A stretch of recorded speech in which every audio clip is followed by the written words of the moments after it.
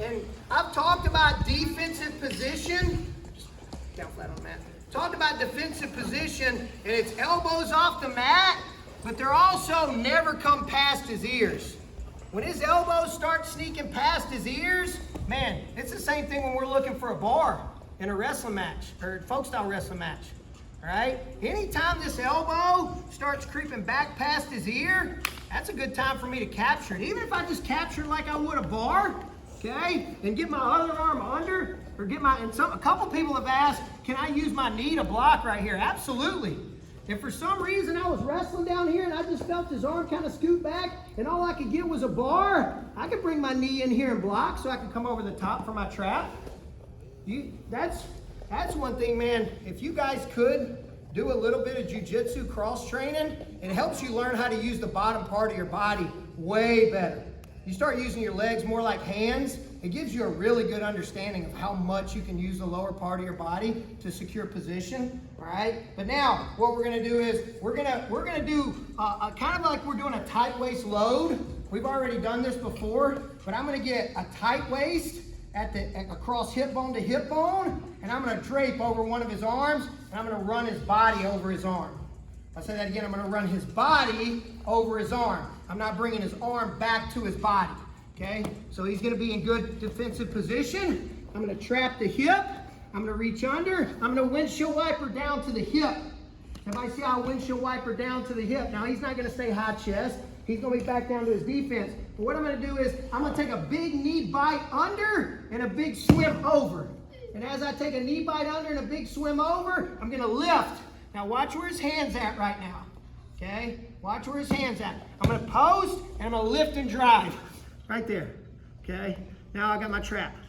I've already got exposure here. I've already got my two. I can settle back down. And again, if I need to adjust it and cinch it every single time, to me, I feel way stronger when I got my lock and my knee trapping this arm, okay? So for some reason, I'm in a match and it's slippery and he's flexible and he can start slipping it out. I got two pieces right here keeping everything tight.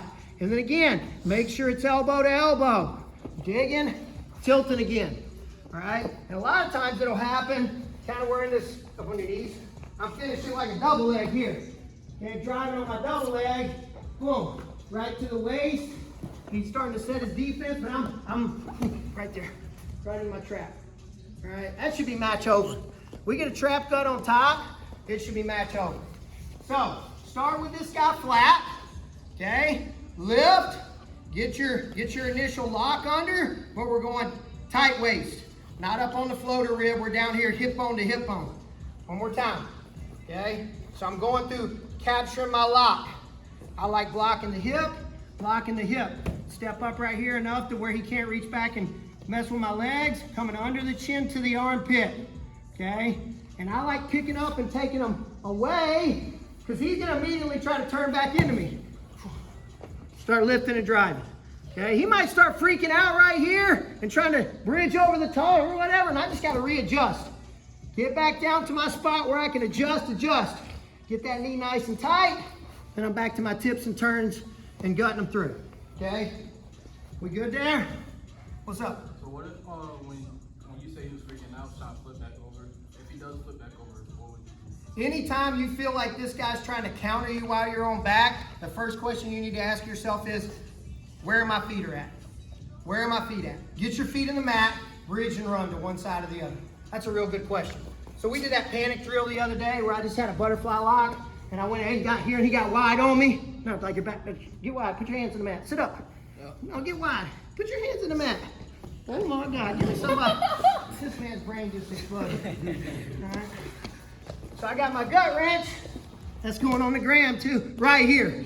Anytime I'm right here and I'm about to start freak out, first thing I need to do is ask where my feet are at. If I'm trying to beat this guy right here, problems. Watch this. As soon as I get my feet in the mat, see how I collapse in the elbow? That's why we bridge. That's why we don't gut wrench with just our arms, because we'll get trapped like that all the time. You get scared, feet in the mat, near your butt, take off running. Go.